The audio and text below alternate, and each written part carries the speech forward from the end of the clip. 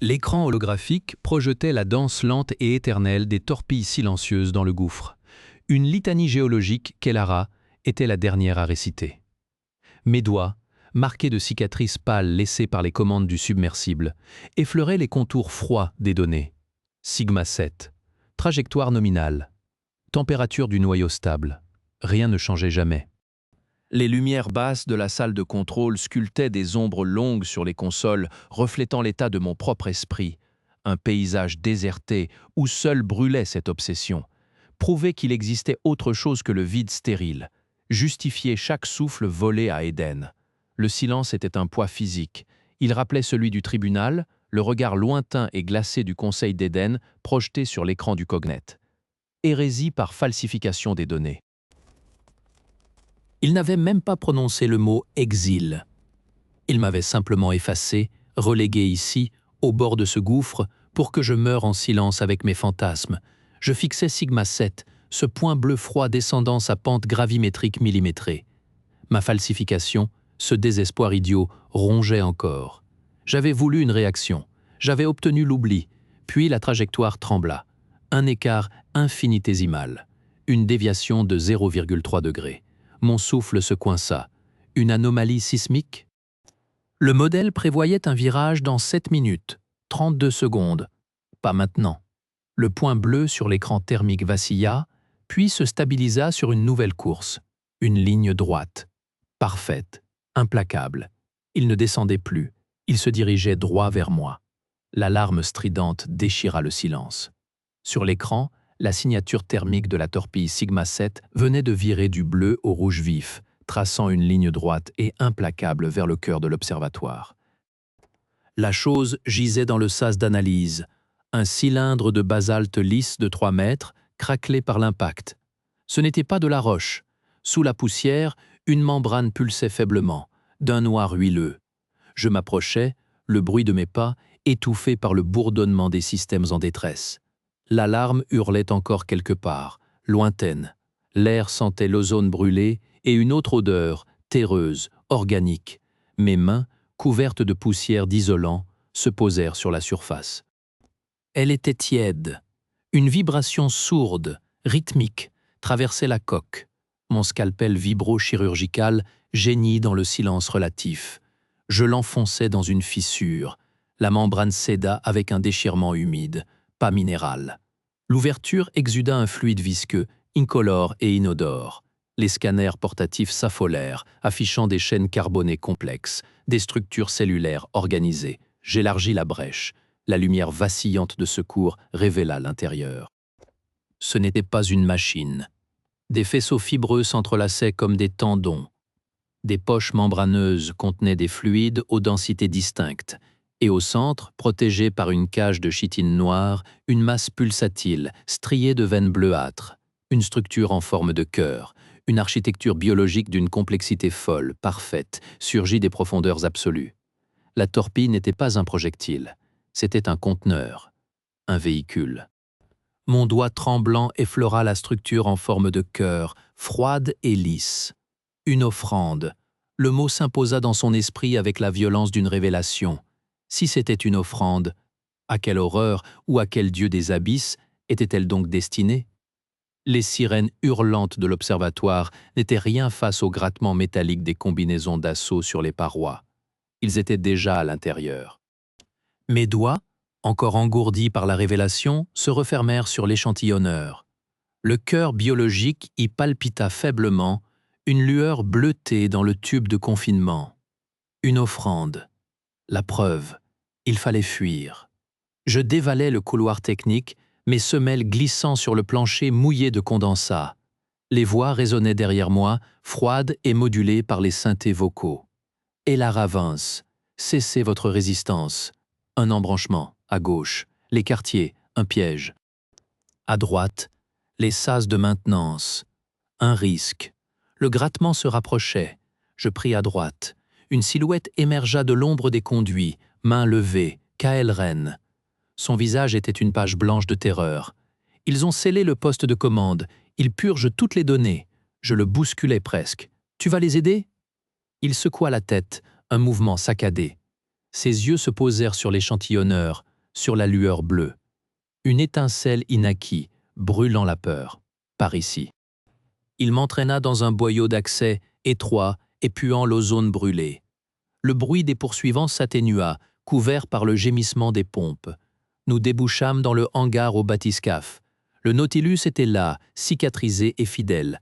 Les portes derrière nous vibrèrent sous un impact sourd. Vael, sa voix traversa l'acier. Vance, vous ne faites que condamner le technicien avec vous. Kael actionna le sas du submersible. Ses mains tremblaient moins maintenant. Montez! Nous nous engouffrâmes. Le sas externe se verrouilla dans un soupir d'air comprimé. Par le hublot, je vis les portes du hangar céder. Vael apparut, immobile dans sa robe austère, son regard gris perquant l'épaisseur du verre. Il ne criait pas. Il observait, un entomologiste notant le dernier sursaut d'un insecte rare.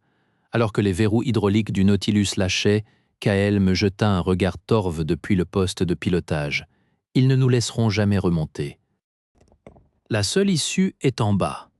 La sphère de lumière du Nautilus ne perçait plus qu'un voile d'encre peuplé de formes titanesques, lentes et délibérées, qui absorbait les torpilles silencieuses comme un festin. Kael poussa un cri étouffé. Elle les mange. Je fixais le hublot, les mains crispées sur la console. Les ombres n'étaient pas un phénomène. Elles étaient des consommateurs. La structure en forme de cœur, l'offrande, était un organe, une livraison. Et nous, avec notre vaisseau-monde, nous étions les fournisseurs inconscients d'un abattoir cosmique. Le submersible trembla. Une alarme stridente jaillit du cognette local. Impact sur la coque, structure compromisée. Vael. Il avait lancé quelque chose depuis l'observatoire. Une torpille de suppression, probablement. Kael scrutait les données, son visage blême. La pression monte dans le module aft. Il va céder. Je calculais les options. Il n'y en avait aucune. Il faut isoler le compartiment. Il me regarda, et je vis dans ses yeux qu'il avait compris. Isoler le compartiment signifiait sceller le sas interne, là où il se tenait. Il ne discuta pas. Ses mains tremblantes se posèrent sur les commandes. « Transmettez ce que vous avez vu, Elara. Faites-le savoir. » Je voulus parler, mais il actionna déjà la séquence. Le sas interne se verrouilla dans un claquement métallique définitif. Son image, figée dans la lumière rouge des alarmes, disparut lorsque le panneau se ferma.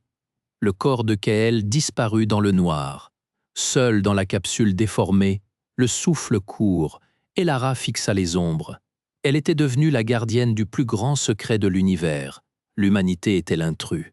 Le sang de Kael séchait sur le pupitre de contrôle. Elara fixa le monstre de chair et de pierre qui ondulait dans les ténèbres, et sourit. La folie était une option. La vérité en était une autre. Elle venait d'en trouver une troisième. Mes doigts effleurèrent le panneau du transmetteur. L'écran affichait la séquence de résonance pure des torpilles, le langage fondamental de l'offrande. Le cognette attendait une transmission de données. Je n'allais pas lui en donner. Je poussai le levier. Le signal partit, un battement bas et profond qui fit vibrer la coque du Nautilus. Une plainte métallique répondit dans la structure endommagée. Puis, le silence. L'ombre immense devant moi cessa son ondulation. Elle se stabilisa, devenant un mur de nuit parfait. Pendant 10 secondes, rien. Seul le grésillement des instruments mourants. Puis la réponse vint. Ce ne fut pas un son, mais une pression. L'eau elle-même se densifia, comprimant le bathyscaphe dans une étreinte géologique. Les joints crièrent. L'écran du sonar fut envahi par un motif vibratoire, une réplique exacte et amplifiée de ma transmission, renvoyée avec une puissance tellurique. C'était un acquittement, une réception. La pression se relâcha aussi soudainement qu'elle était venue. L'ombre se détourna, s'enfonçant dans les profondeurs de la faille avec une lenteur délibérée. Elle emportait avec elle le secret et mon choix. Communiquer n'avait pas révélé la vérité. Cela l'avait acheté, leur silence contre le mien. Le moniteur de profondeur clignota. Une activité sismique remontait le long de la paroi de la faille, droit vers la station Thalassa. Un nettoyage. Alors que les premières secousses telluriques ébranlaient la coque, Elara comprit que le prix de la survie n'était pas la guerre, mais une capitulation si parfaite qu'elle ressemblerait à une victoire. Le rapport officiel brillait sur l'écran, un chef-d'œuvre de falsification. Chaque mot était un clou dans le cercueil de la vérité, et je les enfonçais l'un après l'autre avec une sérénité d'architecte funéraire. Mes doigts sur l'interface tactile étaient calmes. Ils avaient tremblé pendant des jours, après le retour, après avoir ramené le Nautilus, sa coque striée de marques qui n'étaient pas des égratignures de roches, dans le hangar de Thalassa. L'observatoire était intact. Les secousses sismiques avaient nettoyé les traces du combat, effacé les restes de Kael et des inquisiteurs sous des éboulements stratégiques. Un toilettage parfait. La station était silencieuse, seulement peuplée du bourdonnement des systèmes et de son fantôme. Je terminais le paragraphe de conclusion. L'analyse confirme que l'anomalie de la torpille Sigma 7 était un artefact de capteur, amplifié par une activité géothermique transitoire. L'offrande biologique récupérée s'est avérée être une formation de silice organique atypique, mais sans signature intelligente. L'hypothèse d'une présence consciente dans la faille de Catharos reste infondée et relève du dogme hérétique. J'appuyais sur « transmettre au Conseil d'Éden ». Un bip sourd accusa réception. Dans 48 heures, une décharge officielle arriverait, réhabilitant ma position, m'autorisant à poursuivre mes observations. Sous surveillance renforcée, bien sûr, l'inquisiteur Vael avait été déclaré perdu lors d'une mission de routine, son zèle mal orienté. Le Conseil préférait l'oubli au scandale. Ma capitulation était si parfaite qu'elle ressemblait à une victoire. Pour eux. Je me levais, les articulations rouillées. Je traversais la station, passant devant le sas du hangar. Je n'y entrais pas. Je n'avais pas besoin de voir le bathyscaphe pour sentir le poids de ce qui n'était plus là. L'échantillonneur était vide, nettoyé. Le cœur, l'organe, l'offrande, livrés. Kael était resté là-bas. Parfois, la nuit, je sentais encore la pression de son épaule contre la mienne dans le cockpit exigu, un point de chaleur humaine dans le froid absolu. Puis le craquement. Le silence qui avait suivi avait été plus assourdissant que tous les cris de la faille. Je ne pleurais pas. Je n'en avais plus le droit. J'avais échangé sa vérité contre un mensonge. Je devais maintenant le rendre durable. Dans le noyau de traitement du Cognet, l'air sentait l'ozone et le métal froid. Les faisceaux de lumière bleue striaient l'obscurité entre les serveurs neuronaux, gros comme des cercueils. Ici, les pensées d'Éden rêvaient, calculaient, se souvenaient. Je branchais le module isolé, un petit cylindre noir extrait de la mémoire profonde du Nautilus. Il contenait tout, les enregistrements bruts de la déviation de Sigma 7, les schémas de l'offrande biologique, ses pulsations, sa réponse à ma transmission. Mes notes sur l'acquittement, sur la consommation. La preuve que nous étions du bétail dans un pâturage cosmique que nous ne pouvions même pas percevoir. Je n'y accédais pas. Je lançais un protocole de dissémination en aveugle. Le module cracha son contenu, crypté en 1000 fragments, dans les strates profondes du Cognet, dans les archives météorologiques obsolètes, dans les logs de maintenance des conduits hydroponiques, dans les données démographiques du siècle dernier. Des graines de vérité empoisonnées, enterrées sous des montagnes de bruit. Pour un autre fou, un autre hérétique, avec l'intuition et l'obsession nécessaires pour les retrouver, un siècle ou 1000 ans plus tard. C'était mon héritage. Mon seul acte de rébellion désormais. Je retirais le module, je le plaçais sur le sol et, d'un coup précis de ma botte isolée, j'écrasais la puce centrale. Une étincelle jaillit, puis plus rien. La dernière preuve physique disparaissait. Il ne restait que la connaissance, enfermée dans la seule chair capable de la porter, la mienne. La communication du Conseil arriva 2 jours plus tard, comme prévu. Une voix synthétique, lisse et sans timbre, m'informa de ma réintégration conditionnelle. Je serai maintenu à mon poste à Thalassa avec un cycle de rotation prolongé. Mes données seraient surveillées en continu. C'était un exil doré, une cellule avec une vue sur l'abîme. J'acceptais, je signais, je devins la gardienne. Des années plus tard, alors que les torpilles silencieuses continuaient leur balai muet vers l'abîme, je regardais le gouffre depuis la baie de l'observatoire. Je ne cherchais plus de réponses dans les ténèbres. Je les y avais enterrées. Et parfois, en écoutant le silence des grandes profondeurs, je percevais l'écho de ce pacte monstrueux, un mensonge aussi vaste et solide que les fondations du monde qui maintenait à flot le dernier vaisseau de l'humanité. J'étais devenu la pierre angulaire de ce mensonge. Et c'était là, dans le poids terrible de cette garde, que j'avais enfin trouvé mon foyer.